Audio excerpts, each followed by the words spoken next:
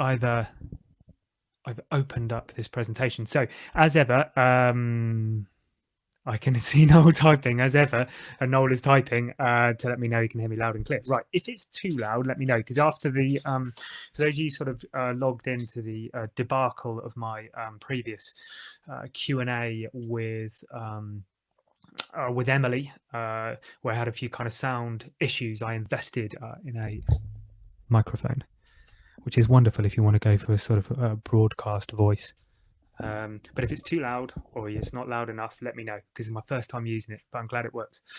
Okay, so we've got about a minute to go. I'll kind of run through that minute, just letting a few people log on. Thanks everybody for letting me know you can hear okay. I was about to say, if you can't hear okay, you're gonna have to log on, but you won't be hearing me at all. It is, I believe, just me tonight. So what I would ask is, for those of you who have logged in a few times, if you see people struggling, and this is kind of a bit of a group effort here, if you see people struggling and they can't hear me, just because I'm going to be chuntering away for a little bit, if you'd be happy to just tell them to sort of log off and log back on. That is normally the thing that resolves stuff, as well as making sure their sound is turned up clearly. Right, just under a minute to go. Hope everybody's good. Thanks, Noel, for that. I appreciate it. It's magical having a microphone. Makes me feel very sort of important. Right, everybody. Well, not everybody's with us, but we are at past now, so I'm going to crack on. So today's presentation is and Q&As on threshold training. Now I'm going to go and sort of define what that is in a little bit. So I won't talk massively about threshold immediately, but just to say, this presentation does sort of lead on from the previous two. The first one was on periodization, the next one was on training zones, and they've kind of flowed into each other a little bit. So we're now kind of getting more stuck into some of the nuts and bolts of training, and I will do similar stuff on different training intensities as well, to kind of give a bit of a rounded view of training. I am the regional coach and lead for the south of England. I'm Runners World head coach. Been coaching for about 10 years, a little over 10 years, working with runners from beginners through to England and GB internationals. Making this work, you'll see the chat pod in the bottom right hand corner of the screen.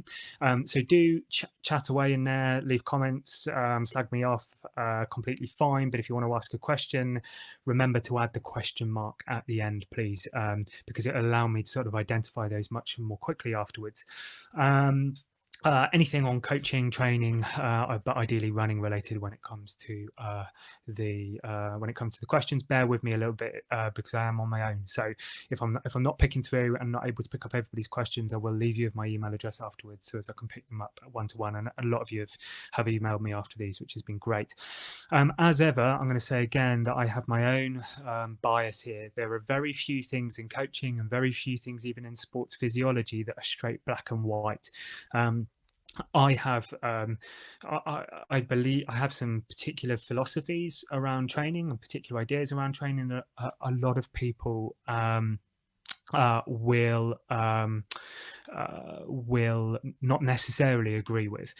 Noel, I've just picking this up. The question option is not available to me. That may be an issue with the actual software itself, so that's fine. Don't worry. Just still put a question mark at the end of your question. It won't flag it up as blue for me, but I will go through and find them all. So don't worry about it if you can't find the question mark option. Just type your question in and I will find it. So yeah, there's going to be some bias. You're going to probably agree with some stuff I say, disagree with other stuff.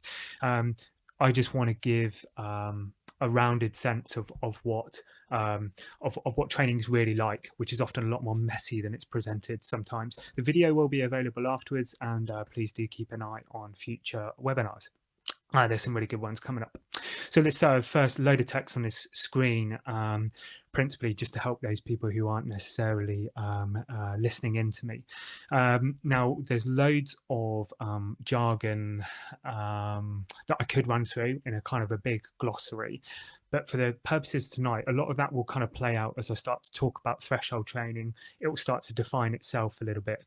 But first off, I kind of wanted to pick up, perhaps the most obvious one for this presentation, and it's terms that are used interchangeably by some people and not by others, and they're the terms of threshold training and tempo training. So I'm going to, just to help kind of contextualize this presentation, kind of separate these two things out a little bit.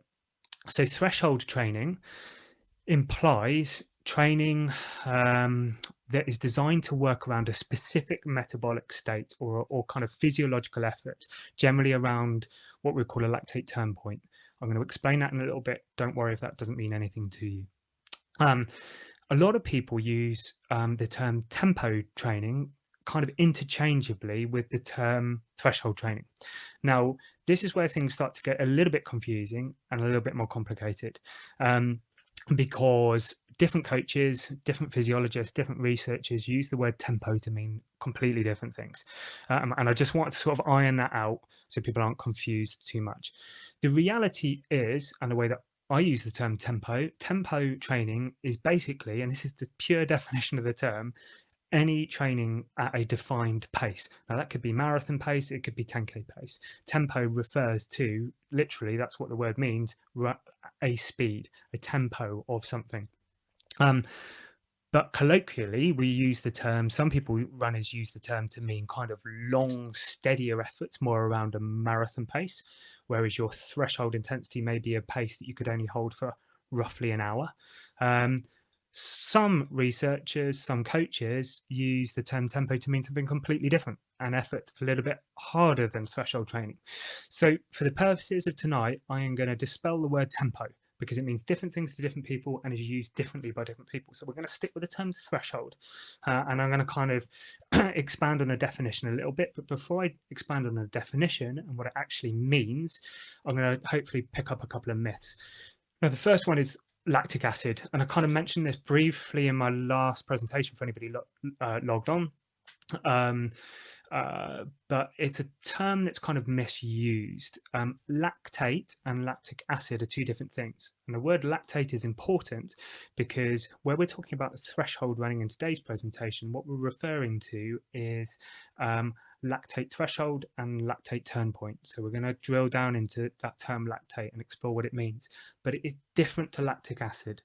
Now, you may hear athletes saying stuff like, I ran really, I just finished a 1500 meter race or whatever, and my legs were burning from the lactic acid. It's a myth. Your body doesn't produce lactic acid as a byproduct of exercise, and lactate, which we do produce as a byproduct of exercise, is not what makes your legs burn. So it's really important we kind of pick that up, because this concept that our body produces this really bad thing called lactic acid and it makes our legs burn kind of frames how we talk about training a little bit, and it's kind of complete nonsense. So dispel the term lactic acid. Your body bears no relationship to aerobic exercise. And to kind of go into this a little bit further, lactate, which is a byproduct of aerobic exercise, isn't a bad thing, and in fact actually it is a fuel source, and that is illustrated to some degree, or more to a large degree, by this this diagram, the Cori cycle. So when we exercise, our body uses energy within the muscle, and a byproduct of that energy, once we get to a certain point, or not, we're going to get to a certain point, a byproduct of that exercise is lactate. When we get to a certain point, that lactate starts to spill out of the cells in the muscle into our bloodstream. But rather than that being a negative thing that causes fatigue, causes burning, actually that lactate, because our liver is this amazing tool within our body, our liver can actually reconstitute that lactate as glycogen, as a fuel source. So what our liver does is it attaches, through a process called gluconeogenesis, it attaches two stored, what we call ATP molecules, to that lactate, and reconverts it back into glycogen, which can then be fed back into the muscle and reused. So this sounds like this kind of wonderful, like self-fueling cycle that happens in the body. Unfortunately, it's not quite like that, because in order to reattach those two stored ATP molecules, that costs our liver 6 ATP molecules to be able to do that. So you can kind of see the problem here, that as we go through this cycle, the cost to our body eventually means that eventually we can't continue this process indefinitely, and we're going to start to slow down. But hopefully it's illustrative that lactate isn't a bad thing. Lactate, through this process of gluconeogenesis in the liver, is a fuel source that our body can reuse. And that's kind of really important to understand how that's relevant and why that's relevant when we're kind of doing this concept of threshold training. So how does all of this stuff kind of cut out in actually a running sense? Well, what you see on the screen at the moment is the results of a lab test. This is with a female marathon runner. And what you'll see on the chart is two lines, the red one being lactate, the blue one being heart rate. And as I've previously mentioned, I've used this one before. This runner is running on a treadmill, and every 3 minutes, the treadmill speed is increased. And at the end of every 3-minute block, she jumps off the treadmill. She's had lactate taken from blood taken from her ear, and in that blood we can measure the lactate levels that are kind of spilling out of the cell and into the bloodstream. And what we use this for is not because lactate, as I've said, not because lactate in itself is this kind of negative thing that we need to kind of drive down. But what we use lactate for when we're measuring it like this is basically like a proxy for how much anaerobic energy, how much relying on anaerobic energy sources. And really, in a way, almost like a proxy for how much fatigue that athlete is experiencing. So whilst it's not the lactate that is necessarily causing the fatigue, it's an easy thing that we can measure to kind of frame that. And I hope that makes sense. And what we're looking for in this lactate test is what we call two kind of thresholds or two inflection points. The first is when those lactate levels in the blood start to rise beyond the base level that athlete was experiencing when they came into the lab and started to run. And that, for this athlete, is occurring around and about 17 kilometers an hour. So we call that the first inflection point, the first rise in blood lactate beyond the baseline level. And if they continue to train, and those from that level, those lactate levels are beginning to sort of increase. We're in a relatively kind of, not quite linear, but definitely a kind of a smooth increase in lactate levels. If she continues to run faster and harder, we'll get to the point that her body can no longer efficiently go through this Cori cycle.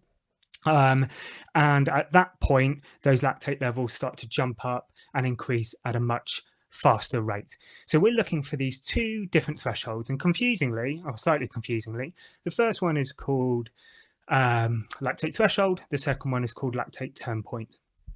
So the lactate threshold, similar to the first ventilatory threshold, I've put in 42 millimoles of blood lactate. Definitely not. That's a typo. It's often thought of to be around 2 millimoles of blood lactate, but it often isn't. And that's often kind of not, you will hear that term if you kind of really get into the physiology of it, but it's really different for different athletes. In fact, different even on the example I just gave. But it's that first significant rise in lactate from the baseline level as that lactate kind of spills from the cells into the blood. What this equates to in terms of training would be, this is roughly around kind of, different for different athletes again, but roughly around 3 hours of effort in a race situation. So you're able to converse, but you're kind of working steady. So you're working under control, but perhaps you can only speak short sentences. Might be roughly 75-80% of your maximum heart rate. The second inflection point, the lactate turn point, some people call it maximum lactate steady state, and these are all these wonderful words to make us sound kind of more clever than we probably need to be. Often around 4 millimoles of blood lactate, but again, often not. So try not to get too caught up in exactly how much lactate is being produced at these different intensities. But it's the point where lactate can no longer be buffered, so can no longer efficiently go through that Cori cycle we've just seen at a sufficient rate in order to prevent sort of rapid accumulation in the blood, which kind of tells us that actually that fatigue is beginning to rapidly happen in the athlete's body. And this occurs at roughly 60 minutes of effort in a race, roughly. So for some people that might be a 10K pace, for some people it might be more of a half marathon pace, depending on their ability, perhaps 4 or 5 word answer effort. As my university lecturer once said to me, and I'm worried that I can't actually say the words now, but you might do the supercalifragilisticexpialidocious test as a kind of a reasonably good rule of thumb to go from. 7 out of 10 in terms of RPE, 87% of maximum heart rate, or you can go and use Daniel's VDOT calculator to give you a bit of a broad idea of pace. So ironically, it's actually this second inflection point, this lactate turn point, that is generally what we're referring to when we talk about threshold training. We're generally talking training that is working around this second inflection point. So it might actually be more accurate to call it kind of turn point training. But it's training that is around and about this second inflection point, around and about that 60 minutes worth of effort. Now, we looked at this slide last week in terms of training zones. This one's actually from Stephen Seiler, which I won't explain why there's squiggly lines on the screen. That will come up a little bit later on. But where do these fit in terms of training zones? Well, roughly that first lactate threshold would sit around kind of the top of your easy training zone as you move into doing more steady state training.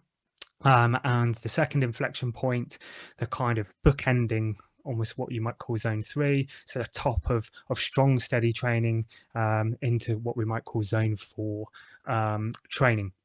So when we're talking about threshold training, it's that kind of second inflection point, controlled discomfort, 87% maximum heart rate, 4 word answer pace, 10-mile pace for some athletes. We're talking about that type of intensity. What's the goal? Well, clearly the goal is to improve the speed at which we can run while still being able to kind of what we call buffer lactate efficiently. So still kind of reuse lactate as an energy source effectively. And the theory behind kind of threshold training is if we work around this second inflection point, so around this 60-minute race effort intensity, that is an effective way to kind of push that lactate threshold up on this kind of lactate chart. And how does it kind of play out in practice? Whilst roughly this is an effort we might be able to have for sort of 50-60 minutes in a race situation, typically we may only kind of prescribe it over the course of 20 to 30 minutes worth of work within a session. Sometimes we go a little bit longer, particularly for those of you training for longer distances, but typically you may only do kind of 20 to 30 minutes worth of this sort of stuff in a standalone session. The next 2 slides hopefully kind of give a bit of an illustration about what improvements look like over time. So this is the same athlete we've just looked at. I'm going to show you 2 slides there and there with 2 lactate tests spread, I think it's roughly 5 months apart. So this is a marathon runner. So for this athlete, her marathon pace is going to sit a little bit harder than that first kind of threshold, the first lactate threshold, the first inflection point. So you can see here for 16 kilometers an hour, say, or let's take a goal race pace, 17 kilometers an hour, so 2:30 marathon. She's producing 2 millimoles of blood lactate. A few months down the line, for 17 kilometers an hour, she's only producing 1.2 millimoles of blood lactate. Now there is other stuff going on these lactate tests, which was less ideal, but it gives a bit of an indication about how improvements can happen over time. And there are lots of factors that kind of factor into to that drop in lactate. It isn't just a pure measurement of improvement in physical fitness, but it gives a bit of an idea about what we're trying to achieve. So how do we do this stuff in practice? Everybody loves kind of hearing about sessions, so let's kind of run through how you might kind of play this stuff out in some sessions. So what I'd say from a coaching point of view, or if you're self-coaching, is really focus on what you're trying to achieve. And what you're trying to achieve isn't just focused on physiology. So sure, we want to see improvements in lactate threshold. So we want to be able to run faster before we get to that kind of notional, and I will explain the word notional in a little bit, tipping point where things start to become more unsustainable, and we go beyond that maximum lactate steady state. But you also need to remember that there are many other variables that go into the reasons why we set training in particular ways, and they relate to your own individual context. So your own individual physiology, the event that you're training for, the stage of training cycle that you're in. If you want to have a little look at one of the kind of best known coaches for deploying threshold and tempo training and practice, and check out Daniels's running formula is a really good place to kind of go and have a little look at some of the stuff in his books. Kind of useful. But different ways that we can do this. Well, we can do kind of straight threshold sessions. So we can do stuff like 10 minutes easy, 20 to 25 minutes, where we're working at this controlled discomfort.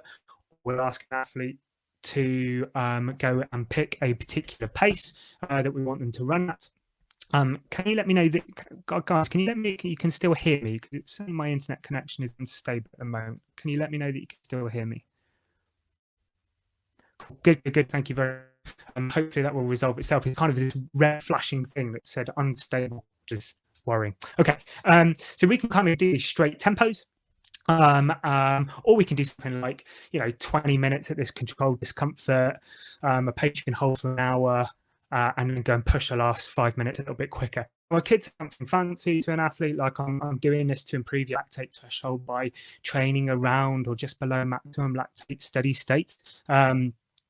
Or I could just say something like, well, the reason we do straight box is because pacing and controlling your rate of perceived exertion is a kind of a key skill in racing, and it's important you learn that. So what's really important is that whilst we get hooked up on physiology, we've got to remember that that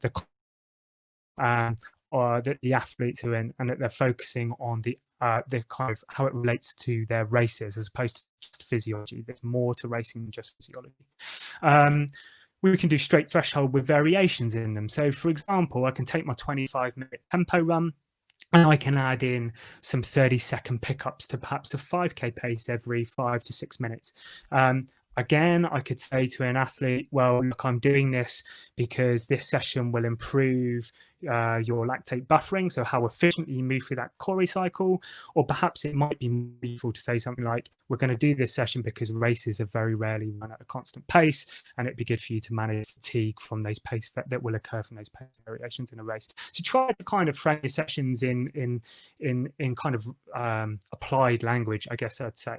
But we can mix things up. We can chuck efforts in there that kind of provides a different stimulus. You can hand over the keys to an athlete. So you can say to somebody, look, I want you to go and do 20, 25, 30 minutes worth of work at this pace or this heart rate, but you decide how you cut that out. You might provide some boundaries within that. So you might say, look, I only want you to take a maximum of 1 minute recovery, or I want you to take efforts that are at least 5 minutes long, whatever they are. But try to be sort of try to recognize that sometimes you don't have to sort of set everything if you're a coach, and even if you're an athlete, you kind of sometimes go out of the door and just see how things go once you start running.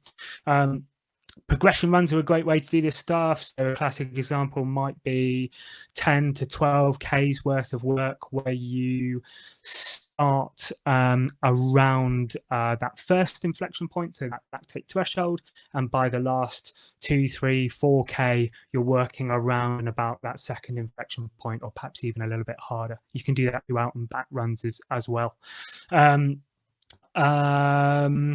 Split threshold, so kind of a classic way to do this sort of stuff. You can do 5 by 6 minutes of this work, 3 by 10 minutes. So you can break it up.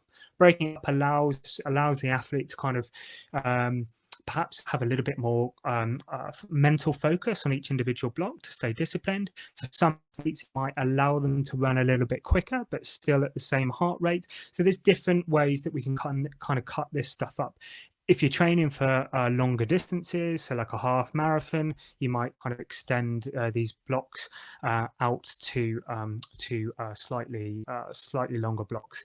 But just done with care, because it starts to get to be very challenging sessions. I'm just going to pick up one question from Connor, because it's relevant whilst we're here. What's the recovery thresholds? Depends. Depends on you and your context. So you've got to think about what we're trying to do here. So if we're trying to raise a heart rate up to 85, 87% maximum heart rate, and if I give somebody 5 minutes of easy jogging between, say, like 3 by 10 minutes, the heart rate's going to drop so low, I've got to spend a good chunk of the next block getting my heart rate back up again. So for this sort of intensity, which isn't super hard, so controlled discomfort, we'll keep the recoveries pretty short. 60 seconds, 90 seconds, 2 minutes. You might go a little bit longer. You might go 3, 4, 5 minutes, but instead of jogging a recovery, you kind of push to a steady recovery. So it depends how you play the recoveries. There is no set rule. It's thinking about what the outcome of the session is. And if your recovery hinders the outcome of that session, you need to change the recovery. So you can go longer in your recoveries if they're steady, or shorter if they're static, or shorter if they're just jogging. I hope that makes some sense. We can do split threshold sessions with some progressions. So you might do 12 minutes, 10 minutes, 8 minutes. You start the 12 minutes, around about half marathon pace, and by the time you get to the 8 minutes, you're working a little bit close to your 10k pace, off perhaps 90 seconds recovery. You might do 10 minutes just around this lactate point, 5 minutes a bit harder, 10 minutes around lactate turn point, 5 minutes a bit harder. So there's loads of ways that you can add variations in here, and it's kind of recognizing that just banging out 5 by 6 minutes or 3 by 10 minutes every week is incredibly boring. So we've got to mix things up, and that variation is kind of important. A few more examples, because everybody loves examples. Continuous hills, so we'd have to do this stuff just on a flat. So in order to do this, running to pace isn't particularly relevant. So we need to be good at managing effort or heart rate, or RPE. But we could do this over perhaps a 600 meter, 800 meter hilly loop, where we run up at this kind of threshold intensity. We also run down. So we're running up reasonably slow. We're running down pretty quick. Or you might just pick a stretch of 45, 60 seconds worth of hill and literally just loop up and down at this intensity, building muscular strength and endurance at the same time as getting the kind of aerobic cardiovascular benefits from the training at this intensity. We can do, if you're working, say, with middle distance athletes, some middle distance athletes really enjoy their tempo work. So this is, don't want to kind of fall into any cliches, but some middle distance athletes kind of struggle sometimes psychologically to do this sort of long grinding tempo work. Threshold work. Careful with terminology. So they struggle to do this long kind of grinding threshold work over the course of 20, 30 minutes straight. But if we know that it's still important for them to do, or we believe it's still important for them to do, we can splice it in and add it in their other areas. So we might do 6 minutes worth of threshold work before you go and do your quick reps afterwards. Some coaches don't believe in doing that because you're taking away the integrity of those quicker reps. It's up to you. You can chuck a block of this afterwards, or whatever. But what I'm saying is get creative with how you drop it in, recognizing the context of the athlete you're coaching. We can do sandwich sessions. So we can do a block of threshold, a block of running a little bit quicker at 5K type intensity, a block of threshold work again. Interesting way to do it, because doing things in this kind of really formulaic way of just going, look, let's do 3 by 10 minutes or 20 to 30 minutes straight through it, this sort of stuff. If you've got, say, if you're more of like a fast twitchy type athlete who enjoys running quickly, and doesn't like so much getting stuck into this long kind of more steady intensity, if what we're trying to do here is get your heart rate or get your effort up to a kind of a physiological point, we don't have to just do that in straight blocks. So you can do 20, 25 sets or 400 a little bit quicker, 8 to 10K type pace, off a really short recovery. Allows the athlete to run a bit quicker, but if you're looking at your heart rate across the course of that session, it will often sit in and around that lactate threshold area. So get creative, mix things up, thinking about the outcome of the session. The session construction itself is kind of, there aren't formulaic ways to do this. Get creative, mix it up. For marathon runners or longer runners, you might do something like 75 to 90 minutes, where you include 45 to 60 minutes, where you run 3 minutes at this kind of threshold intensity, or perhaps even a little bit harder, 3 minutes steady. So you're not having an easy recovery, you're running steady. You just continue to alternate that through 45 to 60 minutes. So you can see, and what I'm trying to convey with these 2 slides, and there's loads more. I mean, there's literally countless sessions that we can kind of do this. what we're trying to focus on here is recognizing that we can achieve something physiologically in a load of different ways. The way that you choose needs to recognize the athlete that's in front of you, the training, the event that they're training for, what they enjoy most critically, and the stage of training that they're in. So get creative, mix stuff up. There are lots of different ways that we can achieve this stuff. Almost there with this presentation. This is kind of, I don't know what's happened to the text on this slide, but it's gone kind of nice and retro, which is interesting. But I kind of already said this stuff. So the frequency and dosage, how much of this do you put in? It's going to depend. And I know you're going to want a real answer to this, like how many times a week should I be doing this, or a month should I be doing this? It depends on the athlete. It depends on your strength. It depends on what you enjoy. It depends on where you're at in terms of what you need to develop, your age, what event you're training for, and what stage of competition you're in. Is it an important area physiologically to train? Depends on your coaching philosophy, and I'm going to go and cover that in the next couple of slides a little bit more. But just recognize that there isn't this, you don't have to move through, and I wouldn't actually recommend moving through a formulaic week where you go, Tuesday I do kind of work at 5k pace, Thursday I do work at threshold pace, Saturday I do quicker reps, or whatever it is.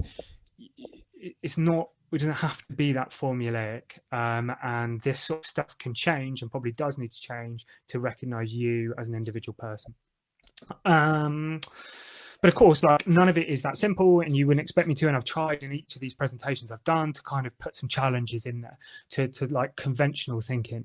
Conventional thinking in the UK is that, threshold running, and more broadly, like tempo running, kind of, marathon pace running or whatever is a critical area to train at.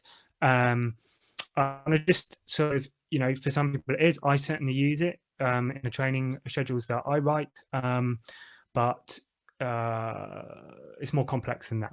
Okay, so do hard thresholds exist at all? So I've kind of gone through this process of showing these kind of physiological charts, and that's all kind of really nice and interesting. The reality is your body doesn't these really hard. You're training this energy system, and then you reach this point, and you're training this energy system, and you move this point, you're training this energy system. It's a continuum. It fluxes and changes. So if we get really hooked up on these thresholds, these kind of like, you've got to train exactly at this heart rate or exactly at this pace, it's actually kind of missing what is really going on in your body. Energy systems work concurrently, and you kind of move from more aerobic to more anaerobic on a continuum. It isn't these kind of hard thresholds and black and white training, and that's kind of helpful to understand and important to understand, because it means we don't always have to get as kind of tight with these things as we do sometimes.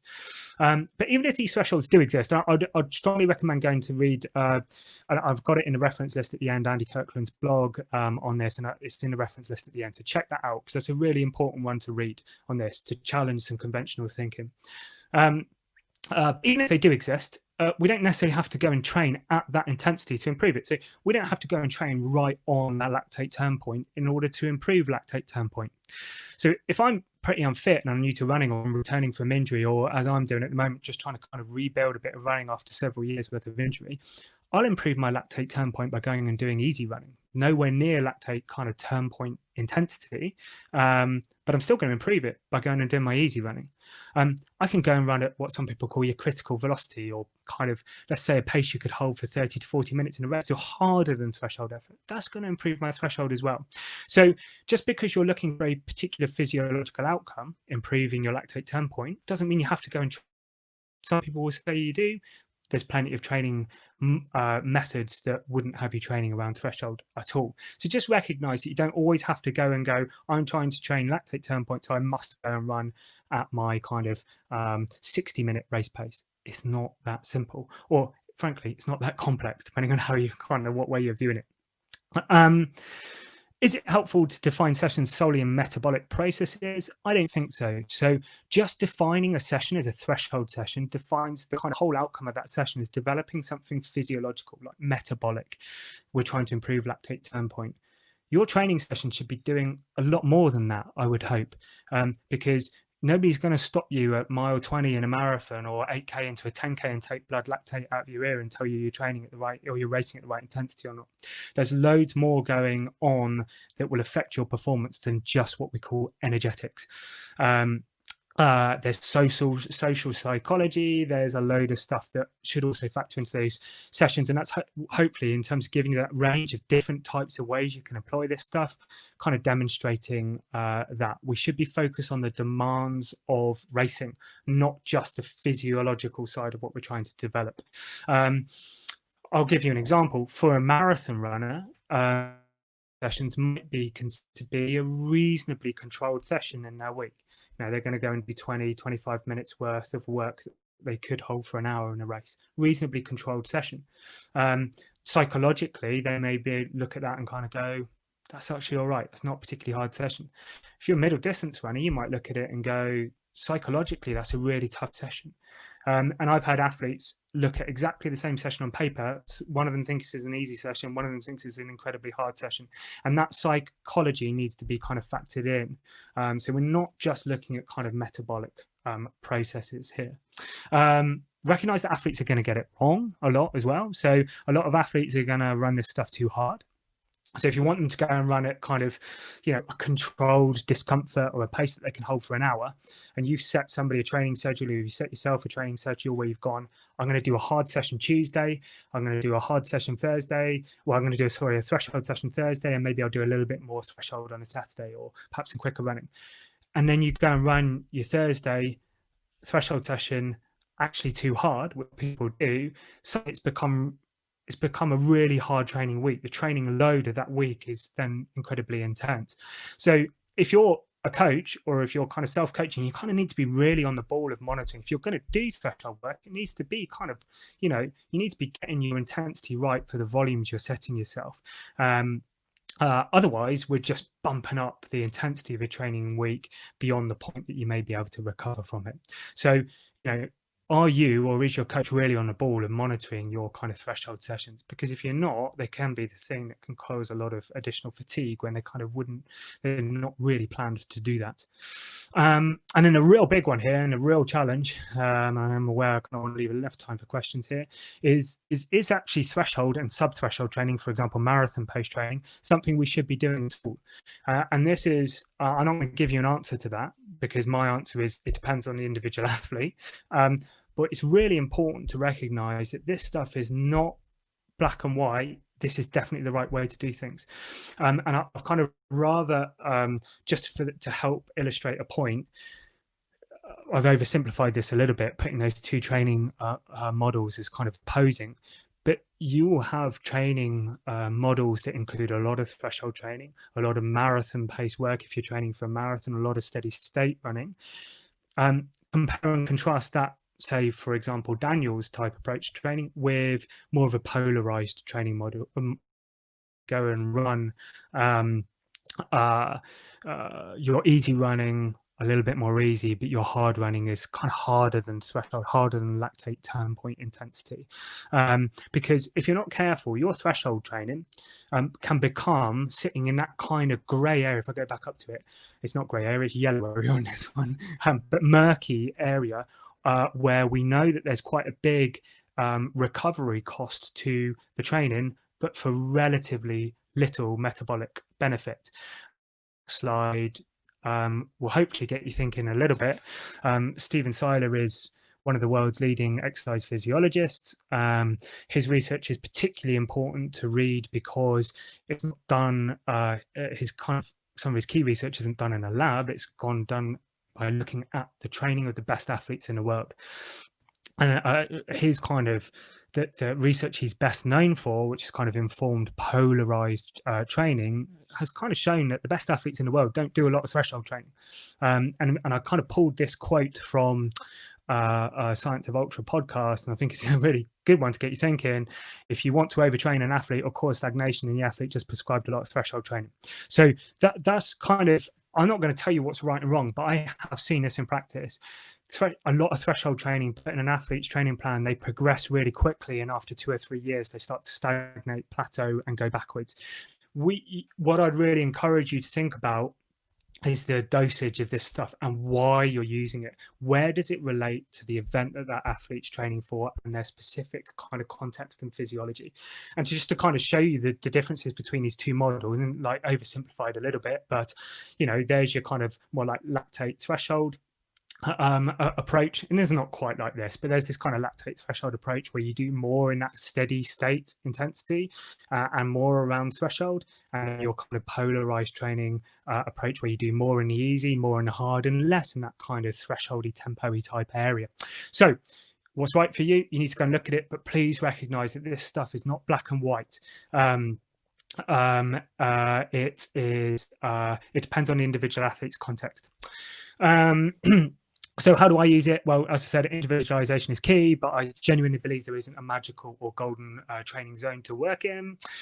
You'll hear that term a lot, magical training zone. When I was a less experienced coach, I used to use it a lot until I realized it was nonsense. There aren't magical training zones. What the magic of kind of coaching or coaching yourself is understanding the event you're training for and your own individual physiology. There's more to event demands than just your physiology. Please, if you're a coach, but definitely if you're an athlete as well, go and read Steve Ingham's book, How to Support a Champion. Really good one, because was Steve Redgrave's physiologist, and it's a really good one for getting you thinking about what is really important when we're setting sessions and when we're setting training. And there is far more to setting sessions, setting training, than just physiology. And we kind of need to understand how this stuff actually plays out in practice. What impact does it have on fitness, on training? And there's a really good bit in that book where kind of Redgrave goes, well, look, in the 80s, we did this approach to training. In the 90s, we took the completely opposite approach to training and we still won, So let's kind of understand that there's more to success than just physiology. Remember, there's a broader context. So whether you're training at 84% of your maximum heart rate or 90% of your maximum heart rate is kind of irrelevant. If you rock up to a session, you're underfueled, you're super stressed with stuff going on in your personal life, you're knackered because you're doing your easy running too hard, or because you never get any sleep, you're always on your phone. So just kind of we can talk about the minutiae of heart rates and all of this kind of stuff, but there is a broader context that is just as important and is easily forgotten. Remember that variation is probably likely to be just as effective as the minutiae of training distribution. So mixing things up is just as important as exactly what heart rate you're training at. Go and read Kylie's research, which I kind of introduced you to a couple of presentations ago, but it's in the research, it's in the reference list at the end. And again, finally, the approach I would take, particularly with threshold running, is what's the minimum effective dose that I would need to use with an athlete to get the benefits that I want for that individual athlete, rather than just chucking it. Think, if I do a load of training around lactate turn point, that must improve lactate turn point. There is a real cost to that, and unless we recognize that cost over the long term, you're not probably doing yourself or the athletes you're coaching, if you're a coach, much benefit. So minimum effective dose, what are you actually trying to achieve, and kind of keeping a focus on that. Clearly, for athletes training for a half marathon or a 10-mile race or a half marathon, kind of important area to train, because it's going to sit around about race pace. So that's just an example of, if I move through this, which I've shown several times, the distribution, how much of this kind of threshold work I put in is going to differ for different athletes at different stages in their training cycle. So maybe for a middle distance athlete, I might be doing more of this stuff in that kind of foundation and build phase. For a half marathon or even a marathon, and maybe doing a little bit more in a competition phase. But so this stuff fluxes over time. Big long reference list. Just trying to see if there's anything standing. Yeah, there's a gap. Andy Kirkland, there should be a link to his blog. If you just Google that, you will find Andy Kirkland's blog, which is a good one to read upon, maybe sometimes we get a bit too hooked up on these metabolic thresholds. Have a little read of some of that stuff on there, because it will give a bit of context to some stuff I've just said. So Here's my email address. I probably won't be able to get through all of your questions, but I will endeavour to do so. But if I don't, then please do email me. So I am going to start to work back through from Gavin to start off with. And I know, Noel, thank you. You've been doing a bit of work to help me with these questions, but I'm going to start with Gavin because he's right in front of me at the moment. What kind of prep is good for threshold training, i.e. easy aerobic for slow twitch to absorb lactate, very short, intense efforts to get the muscles used to working high levels of lactate? Yeah, look, you've kind of like in one question you've sort of like summarized the presentation there. So when we talk about threshold training, we're talking about it. Generally the term is used as a sort of a training methodology, like or like a training intensity to go and run at. So when we use the term threshold, it's like I've gone and done 20 to 30 minutes worth of threshold running. What people are talking about is generally, not everybody, but what most people would be talking about is going and running at that kind of pace. You could, 15k, 10-mile race pace, something you could hold for an hour, 10k half marathon pace, depending on who you are, 87% of maximum heart rate. But as your question kind of alludes to, that isn't necessarily the best way to improve your lactate threshold. And if you go to look at these two different training models, one would say go and train around that maximum lactate steady state. So yeah, go and do that stuff and that will really help. The other one will say, no, go and run harder than that and go and run much easier than that. And that will improve it more effectively and overall improve your fitness more effectively. So unfortunately, Gavin, there isn't an answer to that. What I would say is be really aware of the demands of the event that you're kind of looking to do. So for me, there are some marathon coaches that never set marathon pace, for example, because it falls into that kind of murky area in the middle, that kind of yellow area in the middle. For me, because I think there's more to success than just physiology. If an athlete stands on the start line of a race and they've never done any race pace running, what effect does that have on their psychology? I do include this sort of stuff. I do include, threshold running, marathon pace running, but not necessarily to improve kind of metabolic fitness. Because I do kind of generally, for me personally, I do generally feel that if you do loads and loads and loads and loads of threshold work and long steady state efforts, eventually an athlete starts to plateau out a little bit, or they can do. And you've got some athletes who really struggle to go and run high intensity training.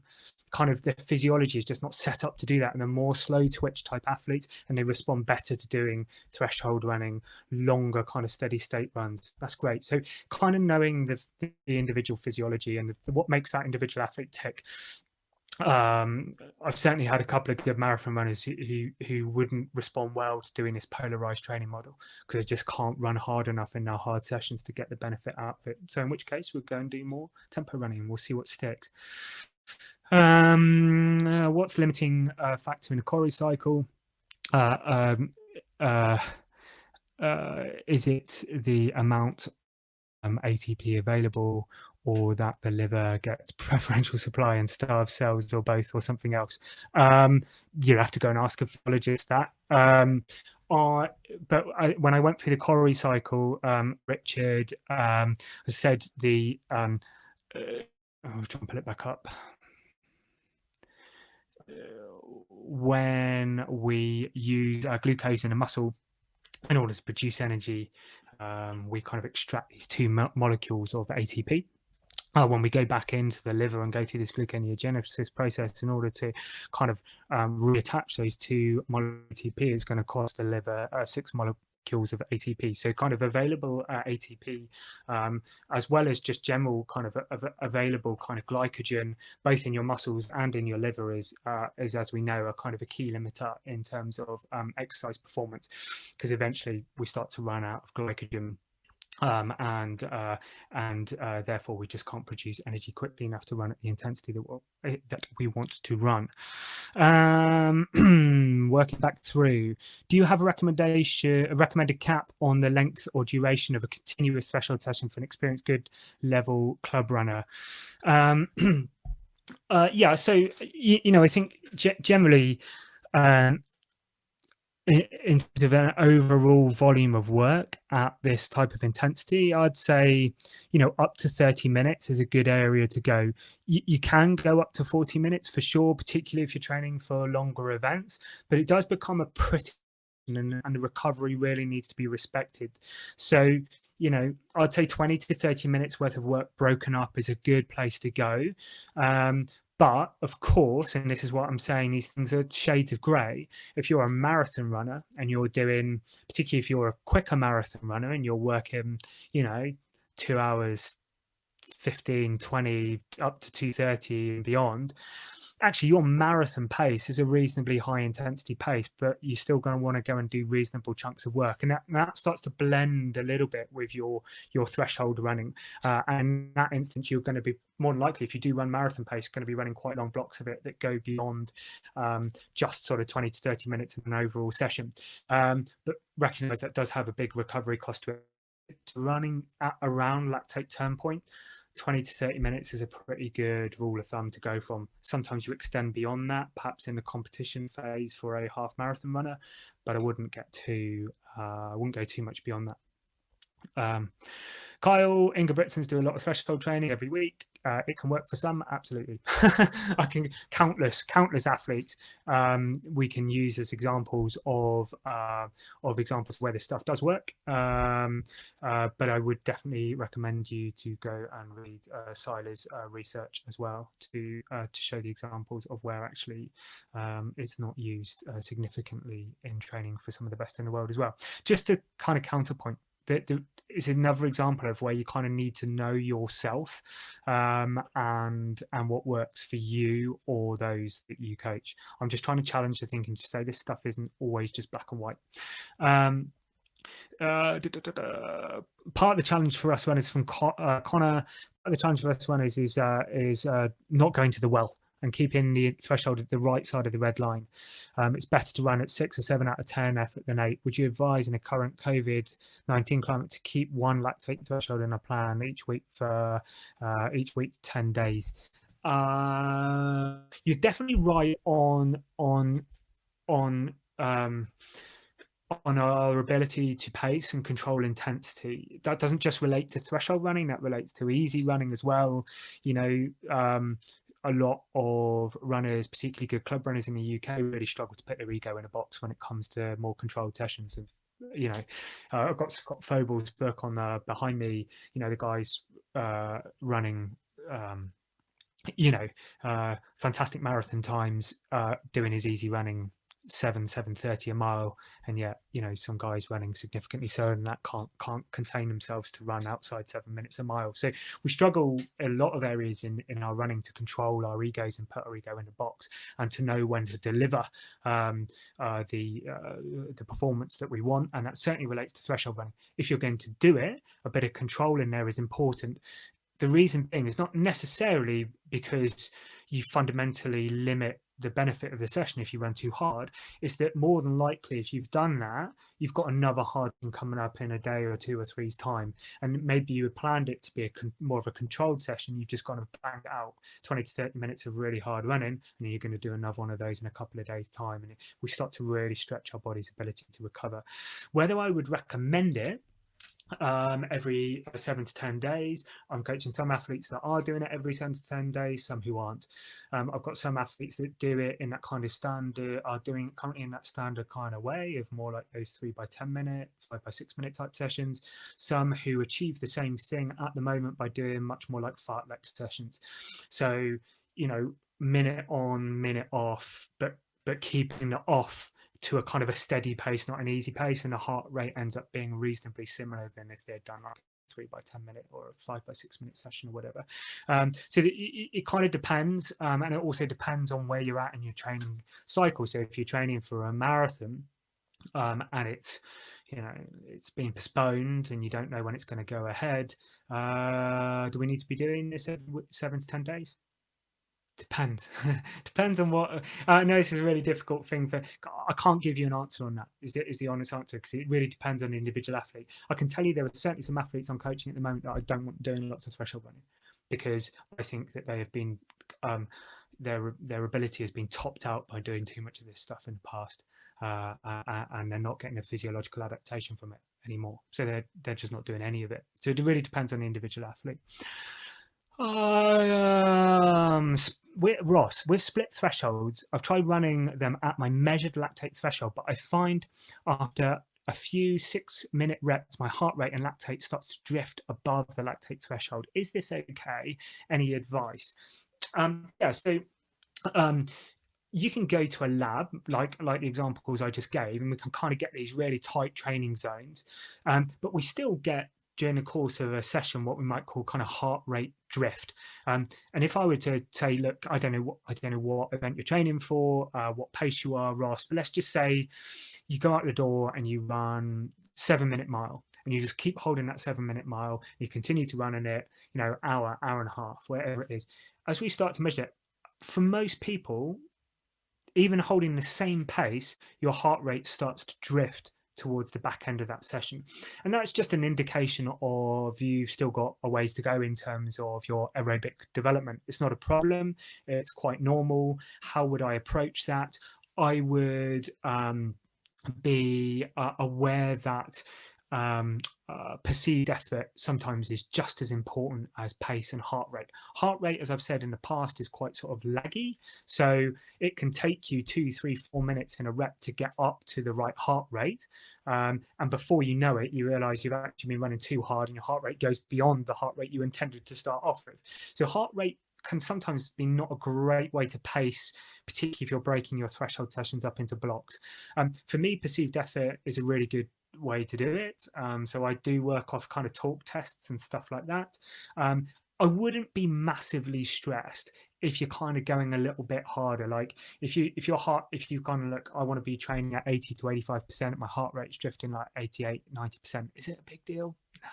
No, because of exactly the same reasons that I've just said. Your body doesn't have these really hard physiological thresholds in reality. It's more of a continuum. Training either side of it, we're still going to get a reasonably similar result by and large.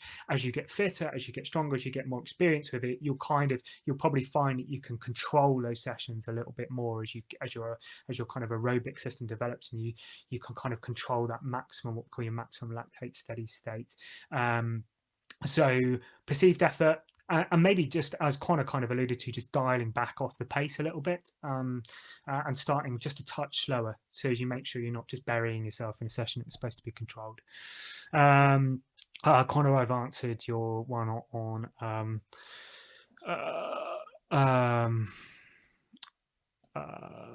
recovery on the 3x10 minute session. Just be aware that, like, what we're trying to do here is get if you're going to do these sessions, the goal is to get your kind of intensity up around lactate turn point. If you take too long a recovery, you're going to struggle to get your intensity to the right place to get the benefits out of this particular session. We're trying to develop this kind of maximum lactate steady state. So I'd say put yourself there, shorter recoveries or steady recoveries instead of easy recoveries. What's your opinion on wave threshold, where you alternate 5% below, 5% just above for say 4 minutes at a time? I gave an example of that kind of in and out reps being an example of doing that. Neil, yeah, sounds good, doesn't it? I mean, like, the reality is, we like as coaches to kind of have these magical sessions that sound physiologically impressive. They're kind of not really. Like I think it can work really well, but the reason why I think it can work really well is not because you're training 5% below lactate turn point, 5% above. It's because in a race your pace is very rarely consistent, and so it's really good for your body to be able to get used to what we kind of this variance in effort, and being able to control that variance in effort. I could say that it's really good because it teaches your body to buffer lactate effectively and all of that sort of stuff. The reality is it's good because your pace isn't kind of consistent in a race, and we need to get used to that inconsistency in effort when we race. But do I use that type of training? Yeah, definitely I do. Kind of over, under, in and out type sessions. 15 by a K alternating. Intensity is a classic one for like marathon runners, for example, for runners training for shorter distances, or for this type of intensity, perhaps a little bit shorter in terms of the overall volume of the session. Lydiard, For Michael, I got 3 minutes left. um, I've been doing a lot of reading recently on Lydiard principles. He advocated the 1 hour out and back. Do you think it would be better to encourage my guys to get further each week, or concentrate on getting the runs easier? Um, I would contact, obviously, for anybody who, if you go back to my periodization presentation, you know that kind of Lydiard has a quite kind of specific phase in his training principles where you would do this type of intensity in there. For me, I would probably be doing both of those things, Michael. I mean, you know, your your what we're asking an athlete to do, if you're kind of going out and doing this hour out and back, is that by the end they're working at a kind of around and about this lactate turn point. So I think I would probably focus more in terms of the effort and the dosage of that effort we want to employ. If I keep going longer with it, what I don't want them doing is perhaps going and running 45 to 60 minutes of really hard work in a training session, because we're almost getting to the point where we're mimicking races, and that has a big recovery cost. So for me, I would probably focus on holding the intensity the same, and seeing for that same intensity, the same rate of perceived exertion, the same internal load, the pace getting quicker. Hope that answers some of your question. Right, 2 minutes. Jordan, if I run a 1 hour 28-minute half marathon, what should my tempo pace be? Let's use the word threshold for the reasons I mentioned earlier on. I can't tell you exactly, because this would be it would vary a little bit for you, and I could say to you, look, it should be a pace you can hold for roughly an hour in a race situation. So look, it's going to be a little bit quicker than your half marathon pace, clearly. So maybe you're working more like a 6:25, 6:30 mile, perhaps. But I wouldn't know exactly without seeing you running at that intensity and seeing your rate of perceived exertion. You're probably in a ballpark going to be around 6:25, 6:30 a mile, there or thereabouts. But don't get too hooked up on it. Feel it, work to RPE. If you're going to do this stuff, and that will really help. Look, I've not been able to answer all of your questions. I hope that was useful. It's a huge topic area. If you're really interested in physiology, go and check out Dan Nash's stuff on that he did for Welsh athletics on the physiology of endurance, which are very good. Reason being, because he's done 2 sort of 45, 60-minute presentations, because he's been able to go into it a lot more depth than I've been able to do in 40 minutes. Email me if you've got any questions. Thank you very much for logging in. I hope you found it useful. Catch you.